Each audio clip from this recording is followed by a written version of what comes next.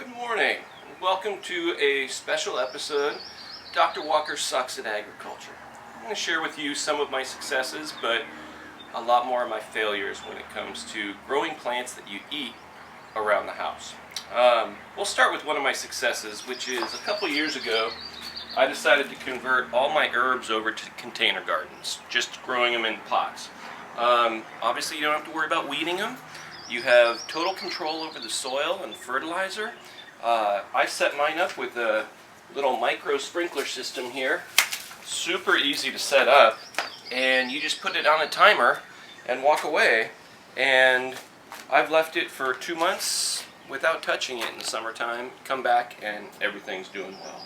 I always go with rosemary and sage, salvia by the front door.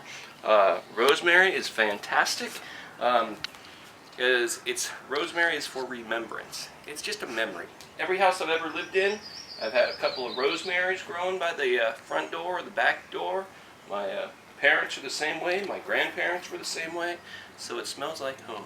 Fun fact, did you know that rosemary is in the genus Salvia? Flex. Alright, come over here. Here's my fig tree. My brother, who is a movie critic, put something up on YouTube.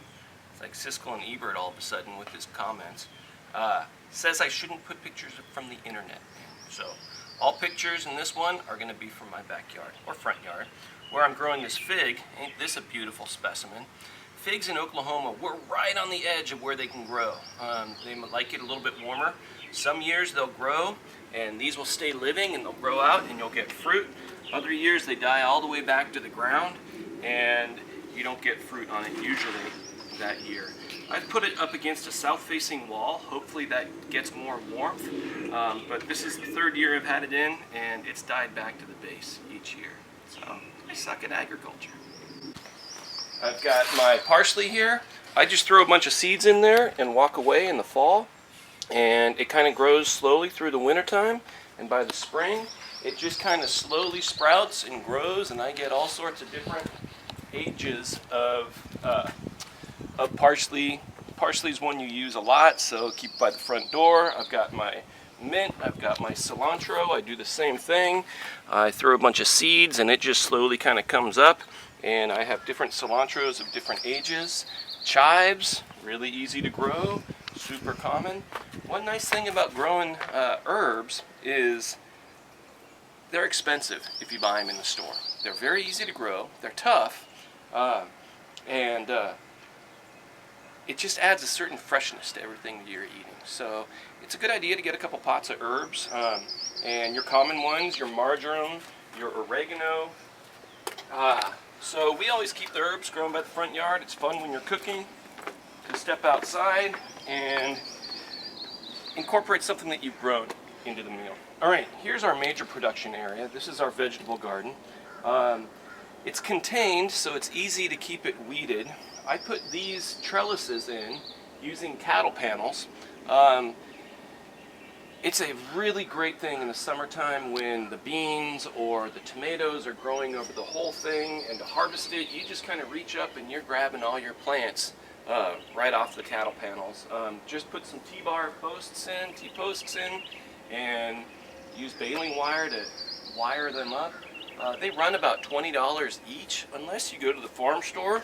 Usually there's some that are bent up or twisted, and if you talk to the manager, more often than not, they'll give them to you at a seriously reduced price or for free just to get them off of their lot. So ask about that.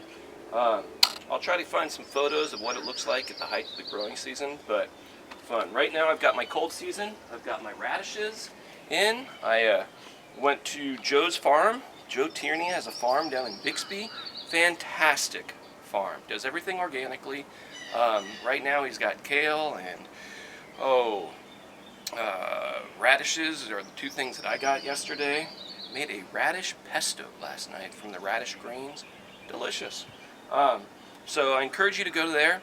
Great guy. He's the guy that came in and taught us how to germinate seeds and donated over 1,000 plants ultimately to to Union and to Global Gardens, and we pushed all those out before spring break. So those are all growing in the beds at 4 different elementary schools and the school garden at the high school. So thanks to Joe, and he's doing drive-through. You just order online and you can drive through and pick it up. But in any case, I got my radishes, I've got my lettuce coming in, I've got my peas, I've got my spinach just coming up, I've got another thing of peas. These will all be growing up here before too long.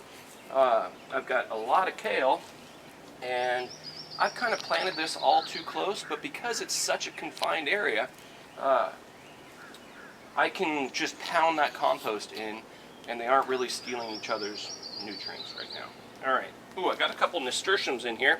Nasturtiums make a really cool flower that you can eat, so it's kind of fun to put color into salads. The other thing nasturtiums will do for a garden is they're super tasty for the pests.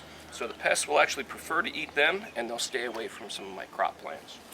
All right, behind me is my grape trellis, where we're growing edible table grapes. I'm trying to get a center plant to go out and put its arms out on the lower, and then my vines on the end, I'm trying to make them go up and grow in 3 lines over the top. So I got these grape plants, 6 of them, at discount from Lowe's at the end of the season, so it cost me, I think, $2 each or something. Really excited about it, and then I came home and wanted to build a trellis system.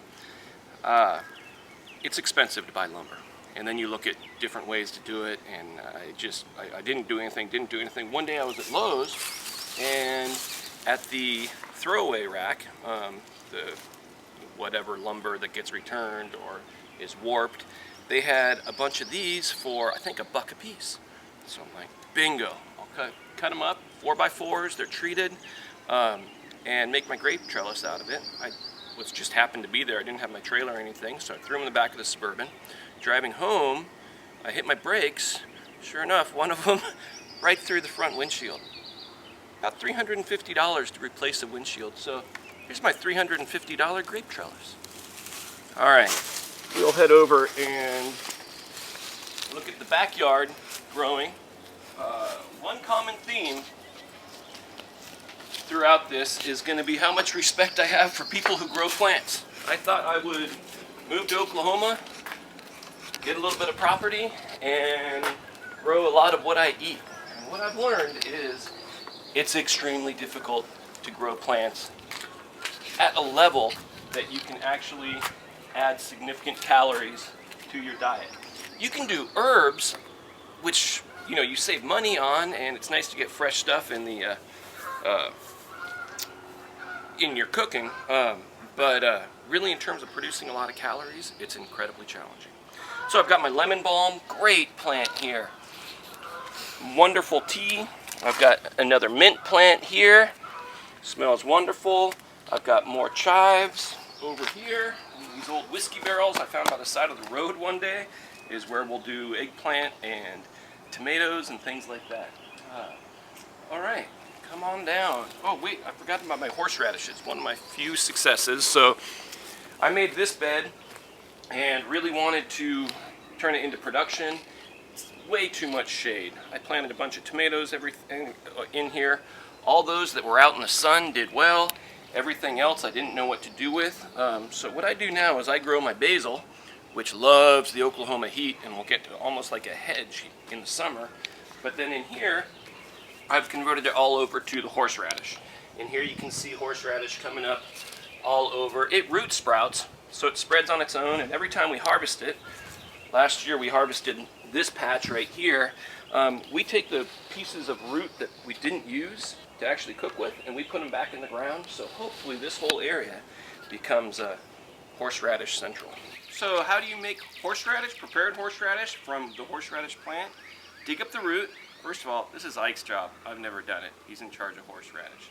Dig up the root, grate it up really fine, and add salt and vinegar, and that's it. But it has a kick. When you're grating it, it's like taking wasabi and rubbing it in your eyes and sniffing it up your nose and it feels toxic. So you have to take the proper precautions. All right, forgot to mention that this is the area I grow my peppers as well in pots. Again, container garden is a lot easier than getting it in the ground.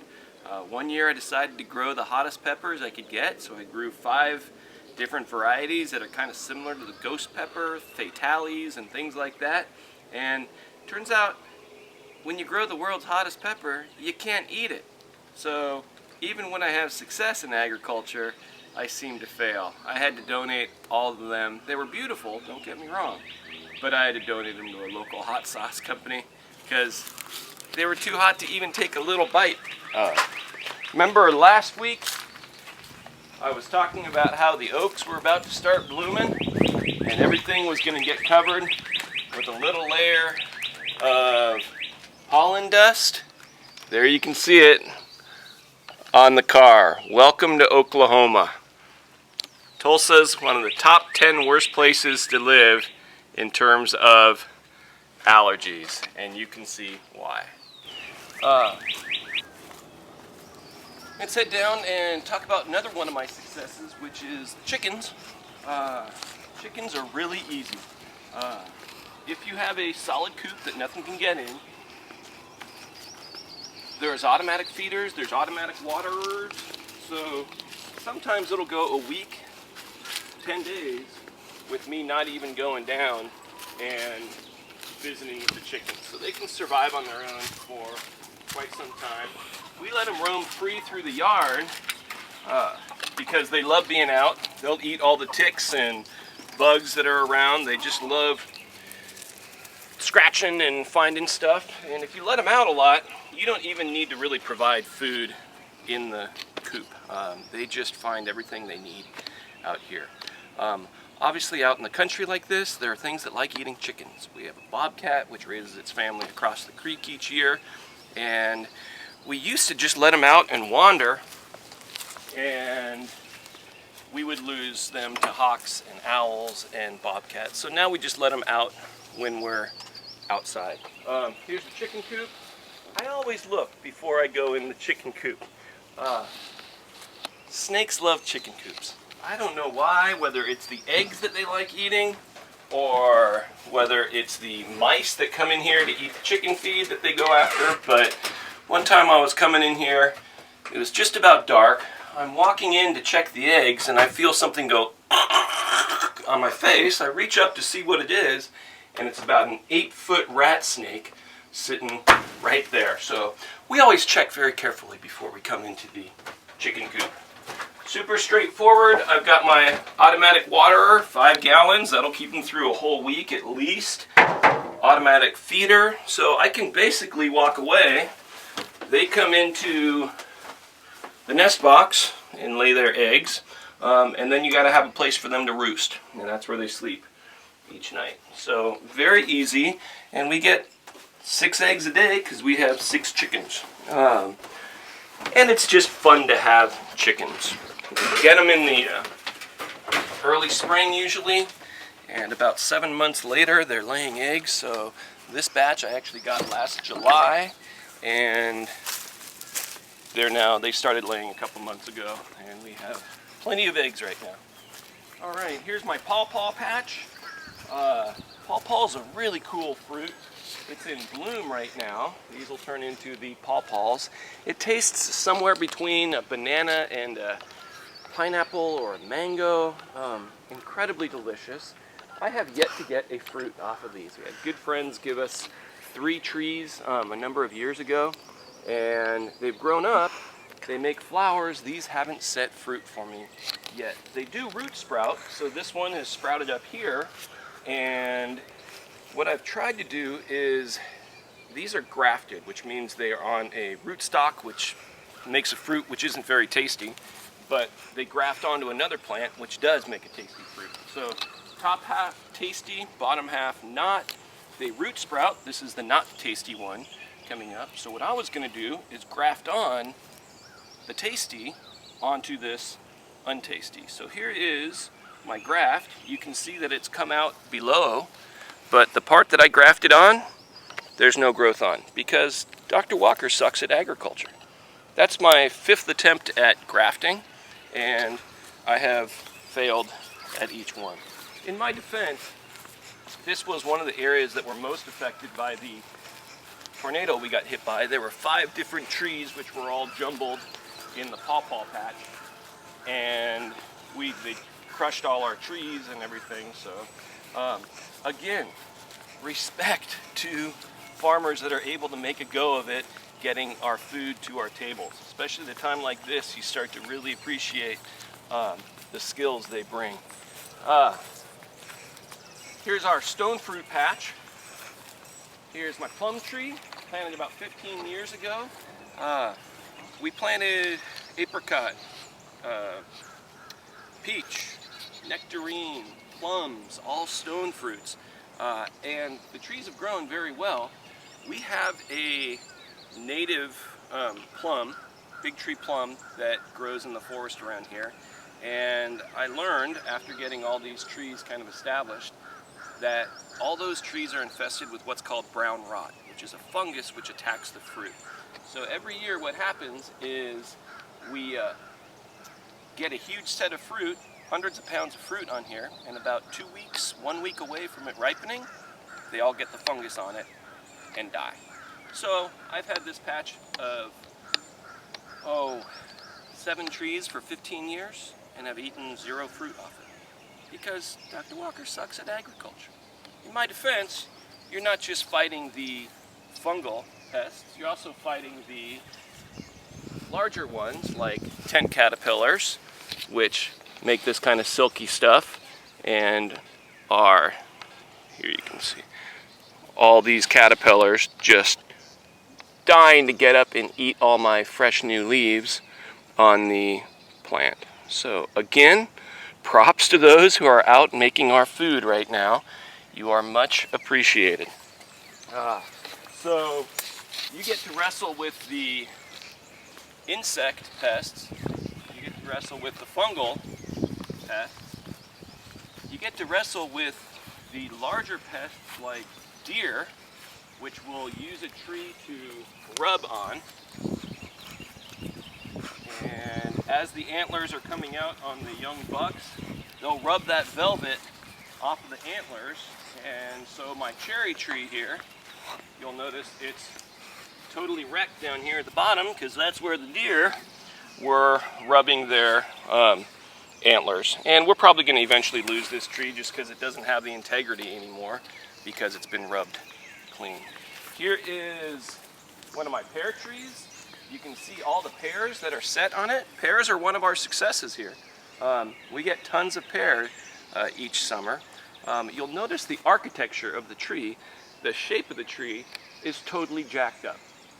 That's because what happens is you get a ton of pears growing on the tree, and about 2 days, 4 days before you're ready to come down and pick them, because you're really excited, every raccoon in about a 3-county radius decides to have a party up in the tree, and it breaks all the limbs. And you come out one morning and the thing just looks like somebody cracked all the limbs. Total mess. A apple tree, again, victim of getting rubbed. We get tons of apples off it still. You'll notice it's leaning. That's because in addition to the tornadoes and droughts, we get floods. And when this sits underwater for a week, that soil gets so loose that sometimes they just start leaning. So we get good apple production. We have Green Delicious and Granny Smith. Here's another one of our pear trees. Here's another one of our apple trees, which we get good production off of, but you can see same issue with the leaning. All right, so what about our native trees? We got pecans here. We've got walnuts. We've got 2 big walnuts over here. Well, the walnuts that you're used to eating are the English walnut or the black walnut, which have been bred for a long period of time to have thin shells and a lot of meat. These wild walnuts have really thick shells with really little meat. And the same is true of the pecans. You end up with this little tiny pecan that has a really thick shell and not very much meat inside. So the first year we were here, I collected hundreds of pecans and spent about a week trying to crack them all up and get the meat out of it, which was really challenging. And then it really didn't taste very good. So ever since then, even though we have 1, 2, 3, 4 pecan trees remaining, we don't really eat anything off them. This bare patch right here used to be a really big wood pile or brush pile that started over there by the big bur oak and other oak that got knocked down by the tornado. And so after some of the ice storms, another fun thing to have to deal with, we would take all the limbs that had fallen and throw them off to the edge of the pasture. And that pile got about 15 feet high, and it was clean enough to mow again after one of the bad ice storms. Not long after that, a flood came along, picked up the whole brush pile, and it floated over and set it down right in the middle of my pasture. So we burned it this year. So you'll notice the pecan behind me is not a typical tree going up and down. It fell down when it got struck by lightning. Another fun thing to contend with. The one behind us here, also not growing the way a typical tree is, because that went down during the tornado. That pecan over there, that used to be the home of the tree house, is gone because it too went down in the tornado. Alright, one of my successes, I know this doesn't look like a success right now, is mushroom logs, where you can cut a bunch of fresh lumber in the wintertime, drill a bunch of holes in them, and then inoculate them with mushroom mycelia that you can buy online. This is where I tried my lion's mane mushroom, my chicken of the woods, and my oyster mushroom. The only one I had success with was oyster mushroom, grew really well on elms, and a delicious mushroom that looks absolutely gorgeous. So one of my successes, it takes about 6 to 9 months for those oyster mushrooms to come around. I haven't done a second round because this huge oak tree fell during the tornado on my mushroom logs. We also grow shiitake over on the other side of the pasture. They like growing on oaks, and huge success with that until I learned that I don't like shiitake mushrooms. And now I have 100 pounds of shiitake mushrooms. Alright, we are at the blackberry patch. Another one of my successes.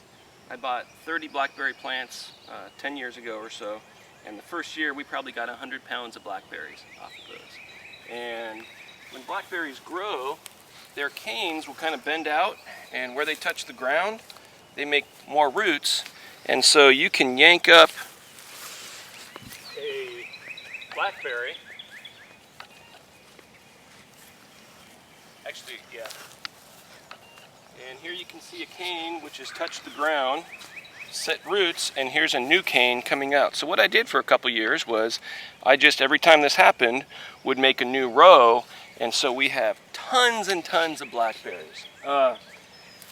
It's a real hassle with blackberries because the time that they really need to get weeded and harvested is the end of June and early July, which is a challenging time to be outside in Oklahoma. We also got infested with what's called cane borer, which is an insect which sends its larvae down the canes, the stems, and kills the entire thing. So our production is really down right now. We also had a raspberry patch on the other side of the garden. Started with 30 plants there, got good production the first year, and they come in at the end of May. So real treat in kind of early summer. And then cane borers totally destroyed that patch. So then I converted it over to a okra patch. Not terribly fond of okra, but the thing about okra is you got to get out every day to collect it. Otherwise, those pods grow up and they become woody, and it's like trying to chew on a trunk of a tree. So we didn't harvest it as much as we should have, so they all grew up. But what I did do then is harvest all the seeds and plant the seeds the next year. Well, it turns out you have to scarify those seeds and treat them You can't just put them in a bag and come back in 6 months and plant them in the ground. So we got zero germination. So my raspberry / okra patch is now lawn. Here is my Montmorency cherry, the sour cherry, the kind of cherry they use for pies. Super delicious. It was our one success over in the stone fruits. That tree grew for 2 years in a row right around Memorial Day. We had a great crop of sour cherries we could make pies out of. So I went to Arbor Day Foundation and bought 10 more of those plants. When you get a plant from the Arbor Day Foundation, it's about that big, just little whips. But they're cheap, $3 each, so I bought 10 of them and planted them. And then the deer ate them. Except for this one, which I finally caged in, and it survived, but it's still 10 years later hasn't produced any cherries. So when you're growing plants, especially trees, sometimes it's worth the extra money just to buy one that's already a little bit established rather than invest 10 years of your life and still have nothing to show for it. So I know this is a longer episode than usual, but I suck at agriculture. I mean, I had to make a longer episode because I suck at agriculture. So in these trying times, props to those that don't suck and are bringing food to our tables, because we appreciate you guys very much. I put in my orders for Tomato Man's daughter. She's open for drive-through service as well. You order online and just drive up and they'll load it into your car. Tomato Man's daughter came out and taught us how to seed save this year. Really generous of her to dedicate a day of her time to doing that. So props to her as well. She's got a great selection of tomatoes as well as other vegetables and herbs. So stay safe, miss you guys, and enjoy your weekend.